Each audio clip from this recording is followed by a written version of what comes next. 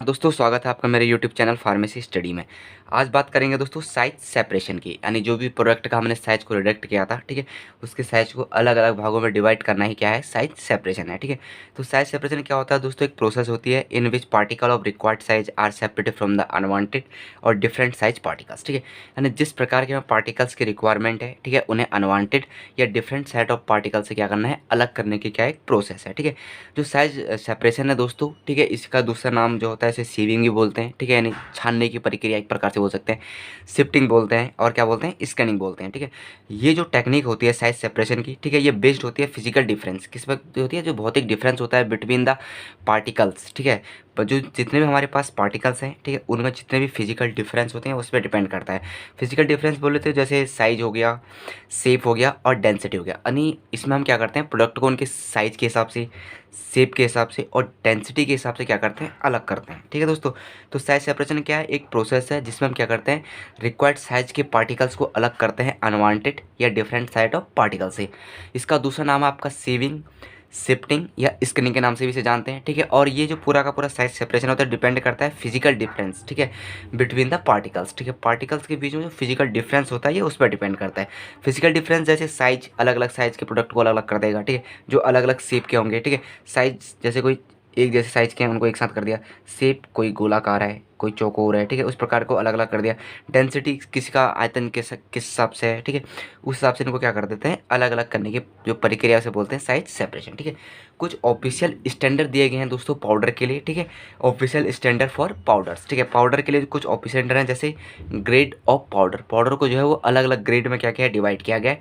और sieve through which all particle must be pass. ठीक है, यानी कि इसमें क्या है कि जो पाउडर्स हैं उन्हें अलग अलग ग्रेड में डिवाइड किया है। जैसे कोर्स पाउडर आता है, एक आता है मॉडरेटली कोर पाउडर्स, एक आता है आपका फाइन पाउडर्स। ठीक है, एक आता है मॉडरेटली फाइन पाउडर, एक आता है वेरी फाइन पाउडर और एक आता है माइक्रोफाइन पाउडर दोस्तों। ठीक है, तो जो ये फार्माकोपिया होते हैं दोस्तों, उसी में पाउडर्स को अलग अलग भागों में क्या क्या होता है, डिवाइड किया रहता है। ठीक है, तो कोर पाउडर हम किसी के बोलेंगे, कोर पाउडर हम उस पाउडर को बोलेंगे जो सीब नंबर 10 से क्या हो जाएगी, पास, जो वो सारे के सारे पार्टिकल्स जो सीब नंबर 10 को पार कर देंगे। ठीक है, सीब भी अलग अलग नंबर की होगी, कुछ सीब ऐसी होंगी जो 10 नंबर की होंगी, ठीक है, कुछ 22 नंबर की, कुछ 50, कुछ 100, ऐसे नंबर सीब होती है। ठीक है, तो कोर पाउडर वो पाउडर कहलाएगा जो सीब नंबर 10 को क्या कर देगा, पार कर देगा। ठीक है, यहाँ से आपके कॉम्पिटेटिव एग्जाम में क्वेश्चन आ सकता है कि कोर पाउडर किसे कहते हैं, तो कोर पाउडर हम उसे कहेंगे जो सिम नंबर 10 को पार करेगा। उसी तरह मॉडरेटली कोर पाउडर किसे कहेंगे, ठीक है, जो मॉडरेटली कोर होगा ये उसे बोलेंगे जो सिम नंबर क्या करेगा, आपका 22 को पार करेगा।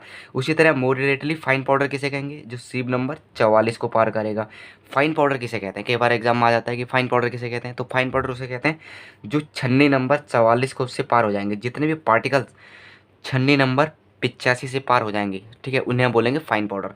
और वेरी फाइन पाउडर किसे बोलेंगे, जो सीब नंबर 120 से क्या हो जाएंगे, पार हो जाएंगे। ठीक है, जो भी पाउडर के पार्टिकल सीब नंबर 120 को पार करेंगे वो कहलाएंगे वेरी फाइन पाउडर। एक होता है माइक्रोफाइन पाउडर। ठीक है, माइक्रोफाइन पाउडर हम उसे बोलेंगे जिसमें क्या होगा, जिस जो पार्टिकल सीब नंबर 350, लगभग 90% अगर पार्टिकल सीब नंबर 350 को क्या कर रहा है, पार कर रहा है, तो उसे हम क्या बोलेंगे, माइक्रोफाइन पाउडर, यानी बहुत ही ज़्यादा फाइन पाउडर उसे क्या करेंगे, बोलेंगे। ठीक है, तो ये ऑफिशियल स्टैंडर्ड फॉर पाउडर है। इसमें से क्वेश्चन पूछा जा सकता है कि कोर्स पाउडर किसे कहते हैं। ठीक है, तो कोर्स पाउडर वो होते हैं जो सीब नंबर 10 को पार करते हैं।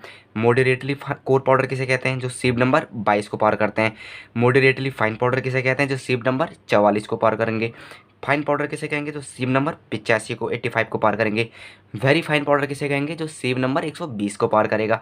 और माइक्रोफाइन किसे कहेंगे दोस्तों, जो सीब नंबर 350 को, लगभग 90% पार्टिकल अगर सीब नंबर 350 को पार करते हैं तो वो आपके आएंगे माइक्रोफाइन पाउडर में।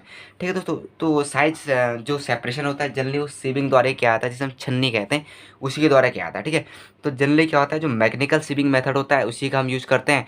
इसमें आता है जैसे आपका एजिटेशन, एजिटेशन मेथड मतलब हिलाने वाला जो मेथड होता है, हिला के सीप को ऐसे हाथ से हिला सकते हैं। ठीक है, जैसे कि आपका इसमें भी आता है जैसे आपका ऑसिलेशन हो गया, ठीक है, वाइब्रेशन हो गया, या आपका गायरेशन हो गया, 3 मेथड का यूज़ कर सकते हैं। ठीक है, मतलब परिचालन, कंपन या दोलन, इस मेथड से हम क्या कर सकते हैं, साइज को अलग कर सकते हैं छन्नी का यूज़ करके। ठीक है, दूसरा आता है दोस्तों ब्रशिंग द्वारा भी हम क्या कर सकते हैं, इसको साइज को अलग अलग कर सकते हैं। ब्रशिंग के द्वारा किसी चीज पार्टिकल्स में हमने जो पाउडर है उसे रख लिया और उसके ऊपर ब्रशिंग कर दी, तो वो भी उससे भी क्या हो जाएगा, उसका सीविंग हो जाएगी। ठीक है, और एक आता है दोस्तों सेंट्रीफ्यूगल मेथड द्वारा। ठीक है, सेंट्रीफ्यूगल मेथड, यानी इसमें अभिकेंद्री बल का हम क्या करेंगे दोस्तों, यूज करेंगे प्रोडक्ट के साइज को रिडक्ट करने के लिए, ठीक है।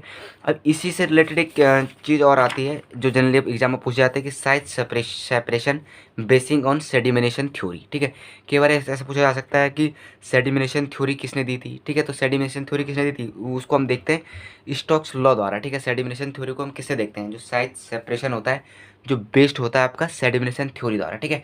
तो इसको हम किसके द्वारा डिनोट करते हैं, इसको हम देखते हैं स्टोक्स लॉ द्वारा, ठीक है। स्टोक्स लॉ के द्वारा क्या करते हैं, साइज सेपरेशन को करते हैं जो बेस्ड होता है सेडिमिनेशन द्वारा। स्टोक्स लॉ क्या करता है कि जब भी हम ये कह रहे हैं कि when a solid particle is suspended in a liquid the particle settle downward at a velocity. ये कहना चाह रहे हैं कि जब भी हम किसी सॉलिड पार्टिकल्स को किसी लिक्विड में क्या करते हैं, डालते हैं या घोलते हैं, उसको सस्पेंड करते हैं, ठीक है। तो पार्टिकल्स जो होता है वो सेटल होता है एक वेलोसिटी के साथ, क्या होता है, सेटल होता है उसमें, ठीक है। धीरे धीरे करके उसमें क्या होता है, सेटल होता है, जिसको हम बोलते हैं वी वेलोसिटी से उसको क्या करते हैं, नोट करते हैं।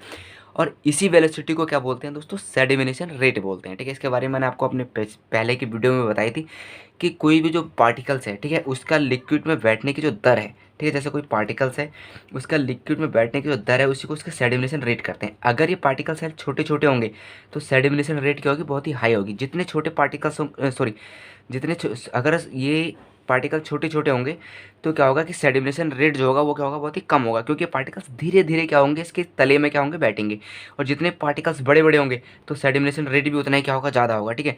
ये पार्टिकल उतनी जल्दी से क्या होंगे, इसके तले में क्या होंगे, बैठ जाएंगे, ठीक है। तो इनकी डेंसिटी क्योंकि घर तो ज़्यादा हो गया तो उतनी जल्दी से ज़मीन पर क्या हो जाएंगे, बैठ जाएंगे। तो हमने स्टोक्स लॉ क्या कहता है कि when a solid particle is suspended in a liquid the particle settle downward at a velocity, ठीक है। वो जो पार्टिकल होते हैं वो एक वेलोसिटी के साथ क्या होते हैं, उस लिक्विड में क्या होता है, नीचे बैठते हैं, ठीक है। तो इसको हम वी से डिनोट करते हैं और इसी वेलोसिटी को हम क्या बोलते हैं, सेडिमिनेशन क्या बोलते हैं दोस्तों, रेट बोलते हैं, ठीक है। और ये जो सेडिमिनेशन रेट होता है वो डिपेंड करता है on the diameters of particles, ठीक है। सीधी सी बात है, ये डिपेंड करता है सेडिमिनेशन कितना, डायमीटर ऑफ पार्टिकल्स पे, डेंसिटी ऑफ लिक्विड, ठीक है, जो लिक्विड है उसकी डेंसिटी पे, एंड पार्टिकल्स, ठीक है। Density of the liquid and particles की जो डेंसिटी है उस पर भी डिपेंड करता है, और वेस्कोसिटी ऑफ लिक्विड पे भी क्या करता है दोस्तों, ये डिपेंड करता है। जो लिक्विड है अगर वो ज़्यादा गाढ़ा है, ठीक है, तो सीधी सी बात, ज़्यादा गाढ़ा होगा तो धीरे धीरे बैठेंगे, अगर कम गाढ़ा होगा तो एकदम से बैठ जाएंगे, विस्कोसिटी, ठीक है। Liquid and acceleration due to gravities, ठीक है। लिक्विड और जो एक्सेलरेशन जो मिलती है पार्टिकल्स को ग्रेविटी के कारण, ये उस पर क्या करता है, डिपेंड करता है। ये सारे के सारे जो पैरामीटर्स हैं, ठीक है, इनको क्या क्या स्टोक्स ने अपने एक समीकरण में क्या करती है, एक इक्वेशन में क्या करती है, उन्हें डिनोट कर दिया, ठीक है। यहाँ पर क्या आता है, वी वेलोसिटी बराबर होता है 2r² और कोष्टक के अंदर आपका है ρ1 माइनस ρ2, ठीक है। यानी ρ1 माइनस ρ2 कोष्टक बंद, और यहाँ आपका इंटू जी जिसे हम ग्रेविटी कहते हैं, ठीक है। और यहाँ भी आपका जी और ईटा की वहाँ पे स्क्वायर, ठीक है, यानी जी ईटा, ठीक है दोस्तों। तो वेर जहाँ पर हम देख रहे हैं कि ρ1 बराबर है आपका डेंसिटी ऑफ पार्टिकल्स, ठीक है। जो भी पार्टिकल्स है उनकी डेंसिटी को डिनोट कर रहा है क्या, ρ2 डिनोट कर रहा है डेंसिटी ऑफ फ्लूइड, ठीक है। और r डिनोट करता है दोस्तों रेडियस ऑफ पार्टिकल्स को, और जो g है वो है एक्सेलरेशन ड्यू टू ग्रेविटी कारण जो उसको एक्सेलरेशन मिल रही है उसको डिनोट करता है, और ईटा डिनोट करता है आपका वेलोसिटी ऑफ फ्लूइड को दोस्तों, ठीक है।